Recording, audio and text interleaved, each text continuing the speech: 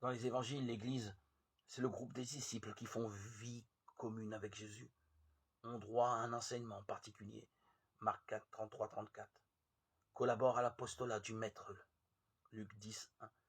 Ces disciples ne sont pas une élite. Marc insiste sur leur lenteur à croire. Marc 8, 14, 21. Jésus les éduque peu à peu aux mœurs de l'Évangile. Prier le Père avec confiance. Se donner totalement à la cause du royaume de Dieu. Servir au lieu de se faire valoir. Se pardonner les uns aux autres. Aller chercher la brebis perdue. Se contenter de ce que l'on a. Affronter courageusement les oppositions.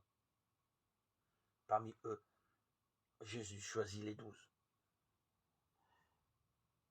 Jésus monte dans la montagne et il appelle ceux qu'il voulait. Il va à lui et il en établit 12 pour être avec lui, pour les envoyer prêcher avec pouvoir de chasser les démons. Il établit les 12. Pierre, c'est le surnom qu'il a donné à Simon, Jacques le fils de Zébédée et Jean le frère de Jacques.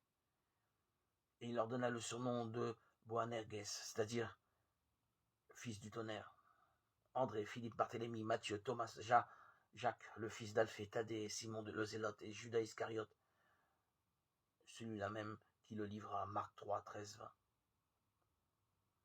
Ce groupe des 12, aussi disparate que possible, est le noyau de la communauté des disciples. Le nouveau peuple de Dieu sera fondé sur le témoignage des 12, compagnons de Jésus depuis le commencement, témoins de sa résurrection. Ils sont envoyés par le Christ pour prêcher l'évangile à toutes les nations. Actes 1, 21, 22, Luc 22, 28, 30, Matthieu 28, 16, 20, Apocalypse 21, 14.